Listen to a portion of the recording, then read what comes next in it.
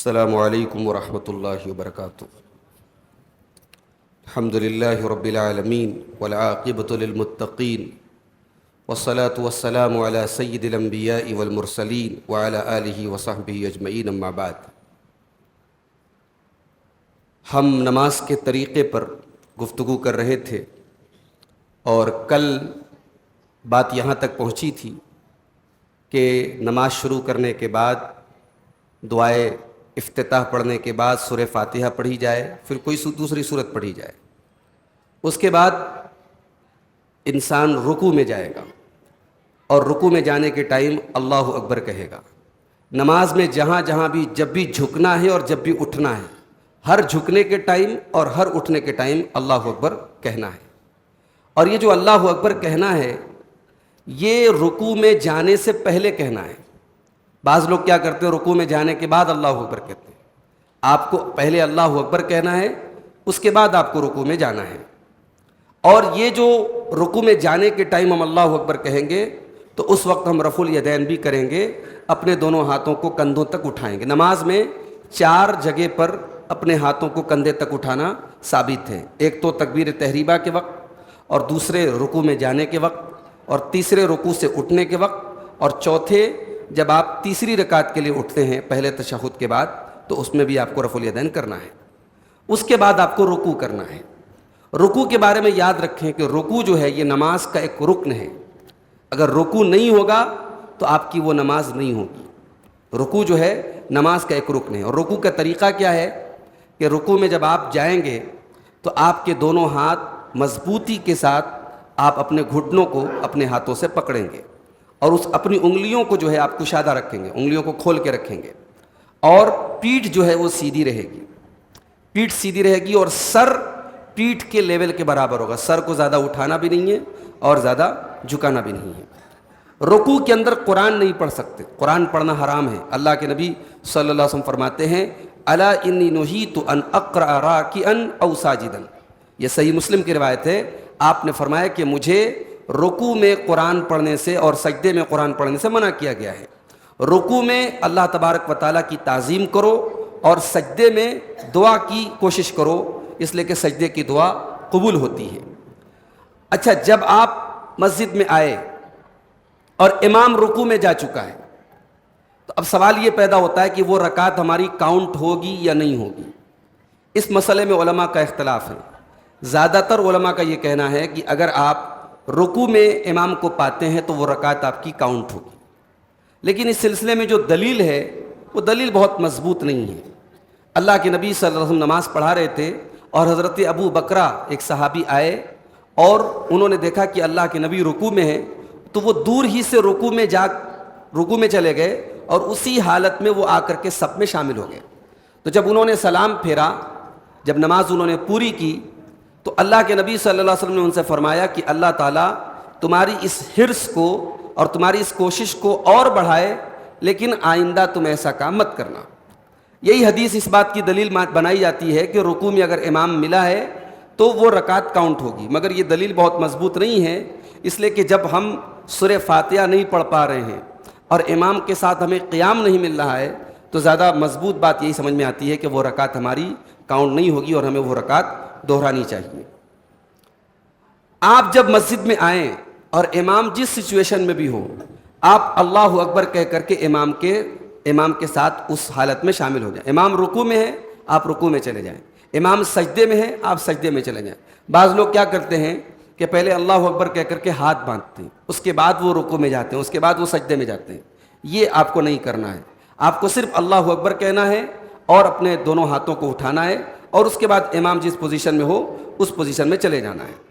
رکوع میں اطمینان کے ساتھ رکوع کرنا ہے۔ بھاگم بھاگ بالکل راجدھانی کی اسپیڈ میں کھٹ سے گئے اور کھٹ سے اٹھ گئے، ایسا نہیں ہونا چاہیے، کیونکہ اللہ کے نبی صلی اللہ علیہ وسلم نے ایک صحابی کو دیکھا کہ انہوں نے رکوع کو صحیح طریقے سے نہیں کیا، تو اللہ کے نبی نے فرمایا کہ لو مات علی ھذہ مات علی غیر ملت محمد صلی اللہ علیہ وسلم، اگر یہ اسی طریقے پر مر گئے تو یہ محمد صلی اللہ علیہ وسلم کے طریقے پر نہیں مریں گے۔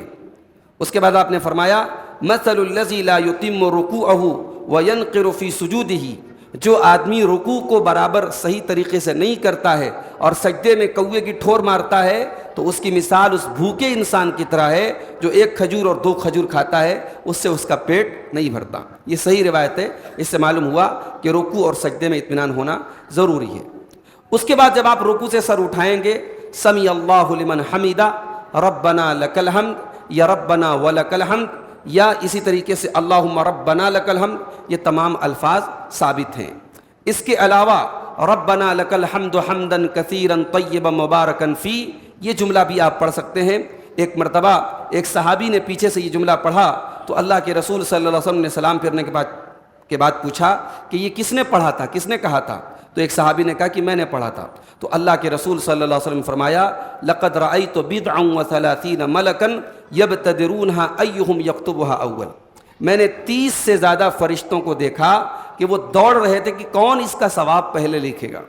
تو اس سے یہ ثابت ہوا کہ یہ دعا ہم رکوع سے اٹھنے کے بعد پڑھ سکتے ہیں۔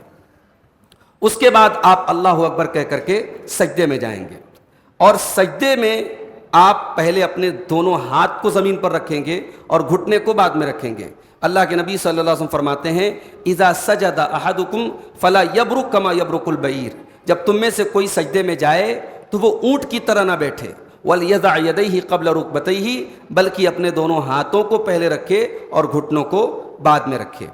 سجدے کے بارے میں بھی یہ بات یاد رکھیے، سجدہ نماز کا رکن ہے، سجدے کے بغیر آپ کی نماز کاؤنٹ نہیں ہوگی، اور سجدے میں بھی آپ کا اطمینان سے سجدہ ہونا ضروری ہے۔ سجدے میں آپ کی باڈی کے 7 حصے زمین پر ہونے ضروری ہیں۔ اللہ کے نبی صلی اللہ علیہ وسلم فرماتے ہیں جب بندہ سجدہ کرتا ہے تو 7 اس کے بدن کی ہڈیاں سجدہ کرتی ہیں، وجہو اس کا چہرہ، وکفاہو اس کی دونوں ہتھیلیاں، ورکبتاہو اس کے دونوں گھٹنے، وقدماہو اور اس کے دونوں پیر کی ہتھیلیاں، یہ ٹوٹل 7 چیزیں۔ اور چہرے میں ناک بھی شامل ہے، ناک کا بھی زمین پر ہونا ضروری ہے۔ ان تمام اعضاء کو مضبوطی کے ساتھ زمین پر رکھا جائے۔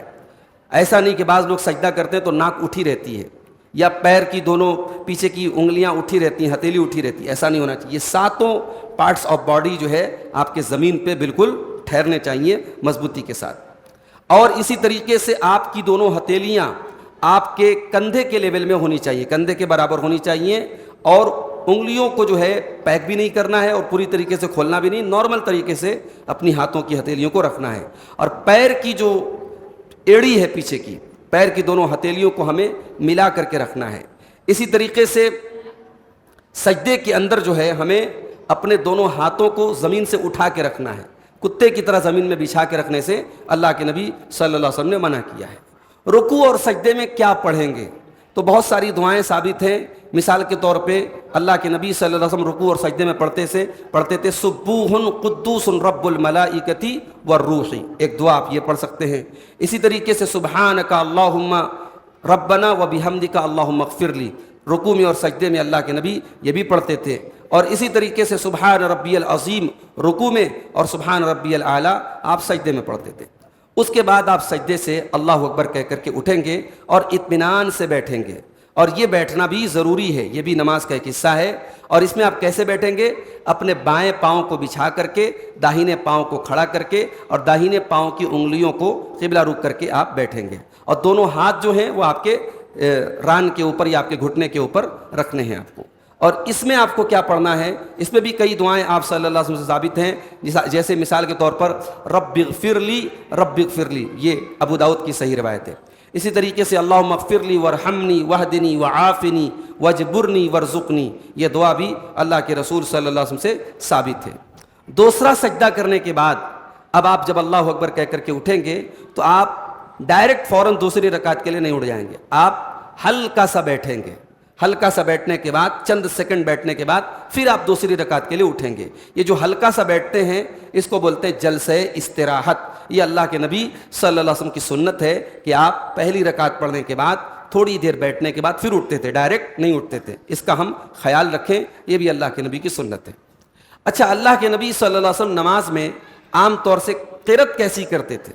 کتنا قرآن پڑھتے تھے؟ کون کون سی صورتیں پڑھتے تھے؟ تو آئیے دیکھتے ہیں۔ فجر کی نماز میں عام طور سے اللہ کے نبی صلی اللہ علیہ وسلم 60 آیتوں سے لے کر کے 100 آیتوں تک پڑھتے تھے، اور آپ سے یہ بھی ثابت ہے کہ آپ طوال مفصل قرآن کریم میں سورہ حجرات سے لے کر کے سورہ ناس تک کی جو صورتیں ان کو مفصل کہتے ہیں. ان میں جو بڑی صورتیں ہیں عام طور سے اللہ کے نبی صلی اللہ علیہ وسلم فجر کی نماز میں پڑھتے تھے.